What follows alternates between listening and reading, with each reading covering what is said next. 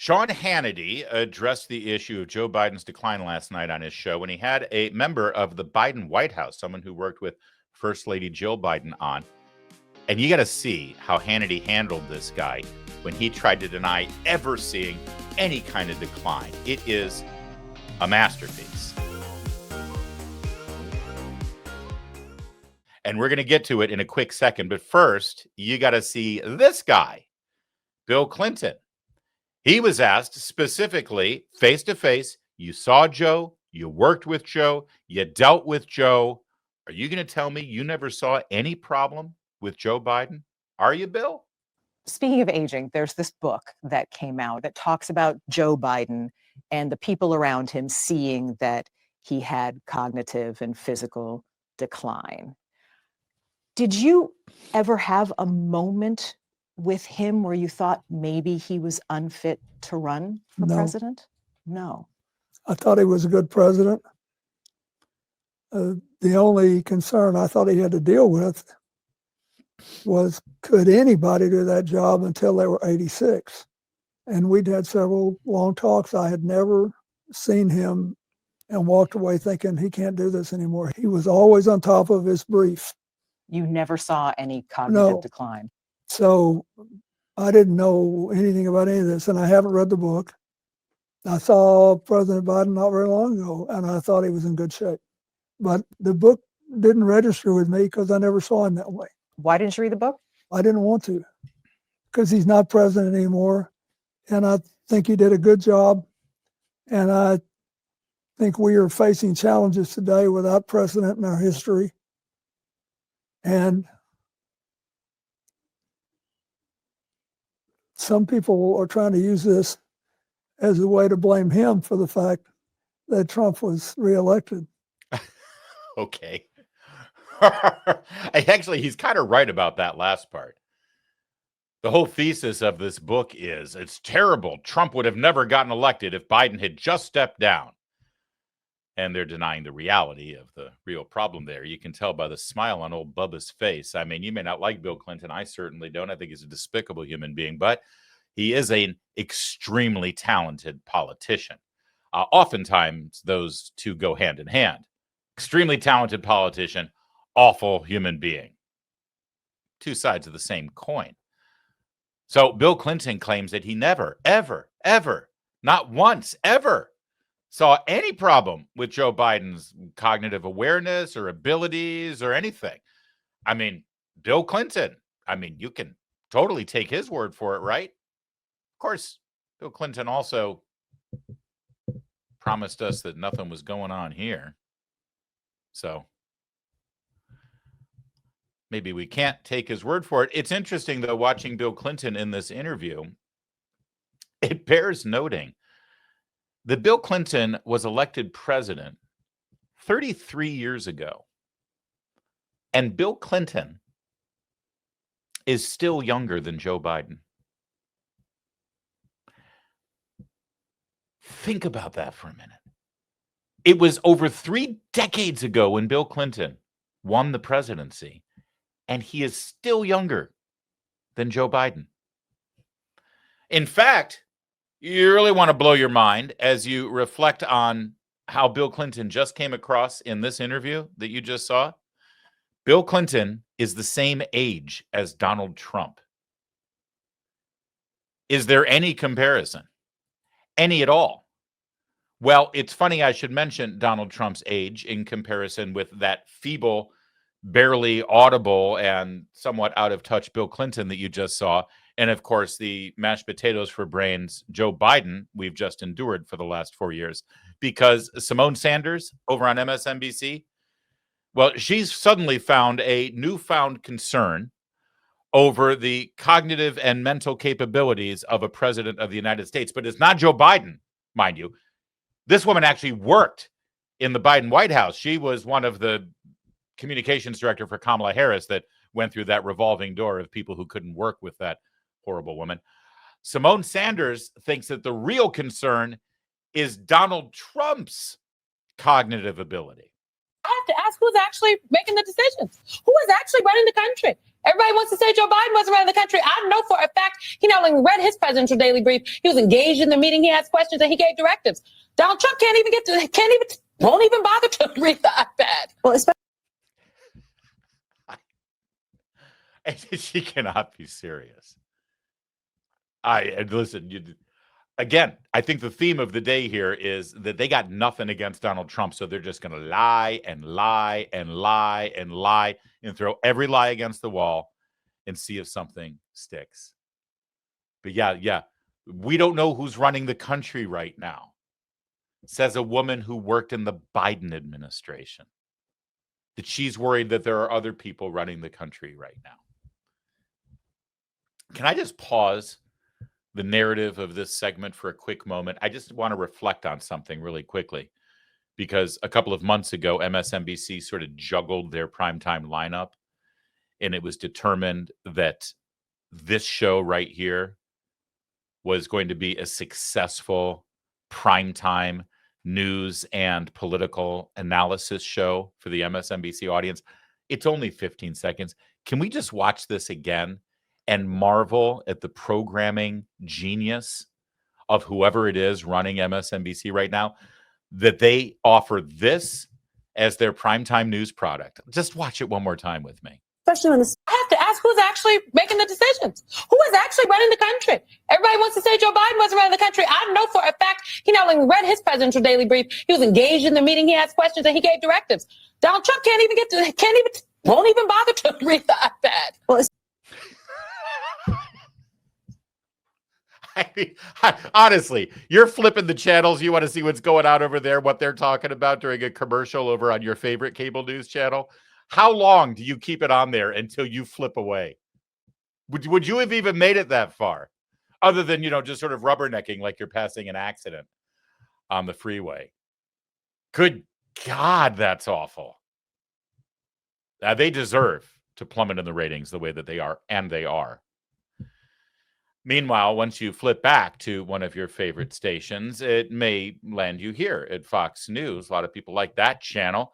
Sean Hannity has been in prime time for quite some time, and he's got such a big audience that, Democrats do end up going on there, because if you want to talk about news and politics, you want the biggest audience, and, well, they've got a pretty big audience. So here comes a dude who worked with the First Lady during the Biden administration, and he made the mistake of telling Sean Hannity that he never saw a problem with Joe. Lady, Joe Biden, Michael LaRosa.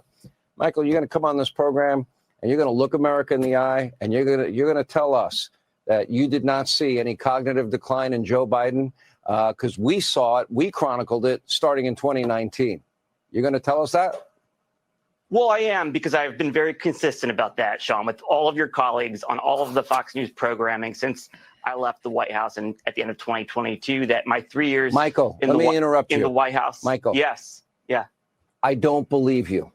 Okay. I think you're full of crap. Let me be honest. Let me be straight here. We have tape after tape after tape. I could spend the next hour. We spent an hour on Friday playing him struggling, shaking air, not knowing where to go, talking to dead people. He could barely utter a sentence. He was a shell of his former self.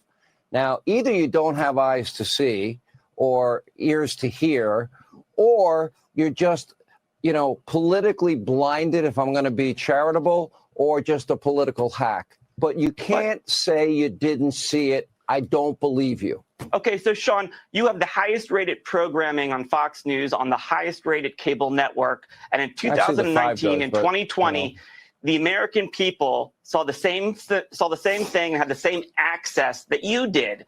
And he still won by 7 million votes and has the most votes ever received by any president in American history. So, last I'm not question. here to defend the Did cover-up. you not see it during the debate? Did you see it during the debate? Yes. Oh, yes. That was the first time you saw it. Sean, it was the first time many people saw it. Yes, it was. I don't believe any of you. I just don't believe it. I think you're so politically biased. You can't see through. No, Sean. You hate Trump so much you can't see through the lens of politics. Let me bring Miranda in to be fair. Miranda. I don't believe you. You're full of crap. It's something I've never actually said to a guest on my show, but maybe I might start trying it because it's absolutely accurate. Of course, he's full of crap, but they've got to keep covering. They've got to keep covering for the big lie, and it was the big lie, the biggest lie of our lifetime, that the president of the United States was incapable for much of his presidency of making any fundamental decisions, and he was protected, and it was all covered up, which of course begs the question, who is in fact making decisions during those bad days that Joe Biden had? Now, I know a lot of you may be watching this saying, oh, you're beating this dead horse. Biden lost. He's gone. He's history. Let the Democrats lie. Who cares? Well, I'll tell you why it's important. I'll tell you why. Because, first of all, we were lied to. It was covered up, and it's a scandal because there's a whole lot of power at 1600 Pennsylvania Avenue, and somebody was wielding it. Somebody was signing executive orders. Somebody was signing presidential pardons. Somebody was signing legislation. And if it was somebody that we didn't elect, that's treason. And it needs to be investigated. And it needs to be discovered exactly who was running the White House on Joe Biden's bad days. And there's one other aspect of this too. There were a lot of things decided, a lot of decisions made, and a lot of executive orders that were enacted that affected our economy, affected the American people, and it affected national security globally. And if it wasn't Joe Biden who did that, it needs to be reversed. Every single one of those executive orders that was done without his knowledge, without his cognitive awareness, we need to reverse it because somebody enacted it without actually the benefit of being elected president. Which brings us to Daniel Turner, Power of the Future. He's looking specifically at a bunch of the climate change Green New Deal executive orders that Joe Biden signed in, but there's no evidence that he ever knew anything about what he was signing. Just watch. Keep an open mind. The watchdog group, Power of the Future, says it found, quote, no evidence former President Biden knew of crucial climate executive orders that he signed with the auto pen. He didn't know anything about them. The founder of the group, Daniel Turner, joins me now. Daniel, you say you have proof that he didn't know what he was signing. Spell it out, please. Yeah, we have evidence of many executive orders that the president never spoke about in first person. And what we mean is clearly when President Trump signs an executive order, there's a lot of grandiosity. He shows it to the camera. He has folks in the room, photo ops. We went through all of the executive orders on climate and energy and found multiple instances where there is not one shred of evidence the president spoke about it in first person. He was never asked by the media. He never gave remarks. There's no photo evidence of him signing the executive order. All there is an auto pen and a press release put out by the White House saying the president did this. And if you recall, a year ago, Speaker of the House Mike Johnson said he asked President about the pause on LNG exports. The Biden administration stopped exporting liquid natural gas. And President Biden said to Speaker Johnson, I don't know what you're talking about. Many understood that as, wow, the president's mind is worse than we thought. But actually, maybe the president didn't know what he was talking about. And that's one of the instances. We have no evidence of the president in first person talking about why he banned the export of natural gas. So we're asking for an investigation. Who made that decision and the other decisions? All right, now let's pause there for a second and show you the proof in the pudding. And Daniel Turner here is absolutely right. The executive order banning liquid natural gas, it was done by AutoPen. There is no photograph of Joe Biden signing it. There is no statement from him or photograph from him. The White House put out a boilerplate statement, not in Joe Biden's name, just in the communications office. And here was Speaker Mike Johnson. I want to be clear here.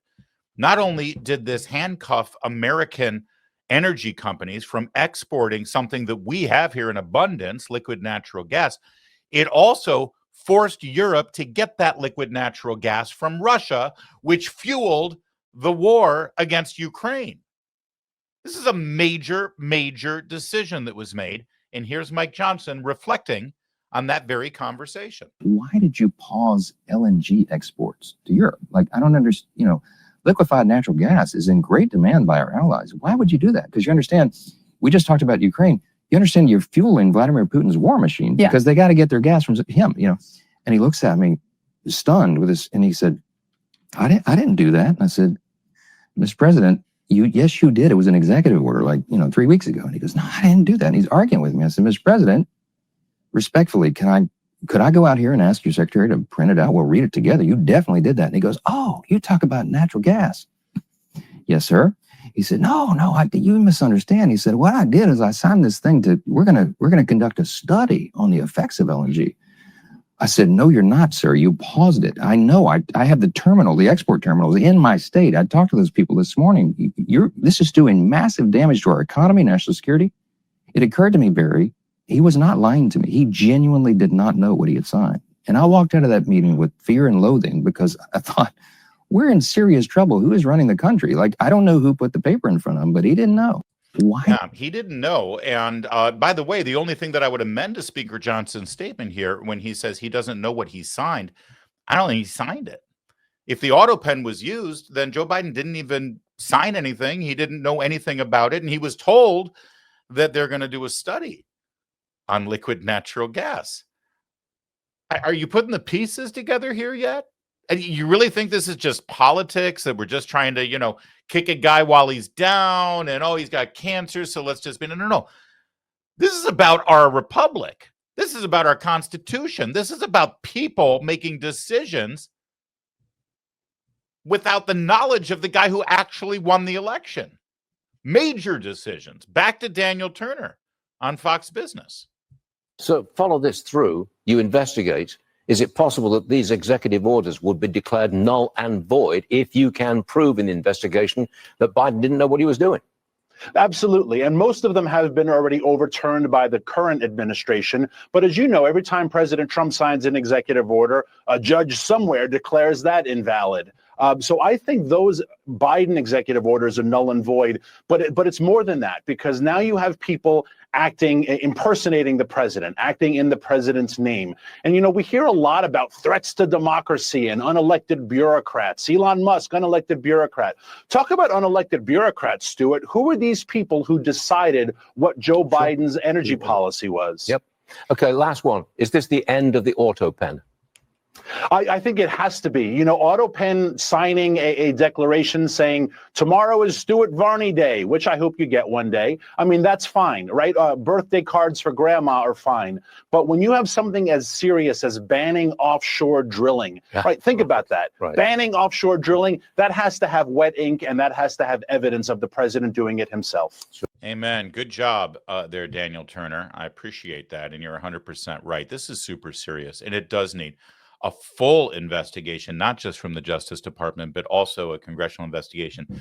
Democrats are still wringing their hands, plagued with, how do we get voters back? How do we get the trust of the people? Oh, we have a messaging problem. What's in it? I'll tell you what, the Democrats who decide to join with Republicans and have a full hearing about what really happened during the Biden administration and about what really happened with the use of the auto pen, those are the Democrats who are going to help rebuild their party, if they have the balls to do it.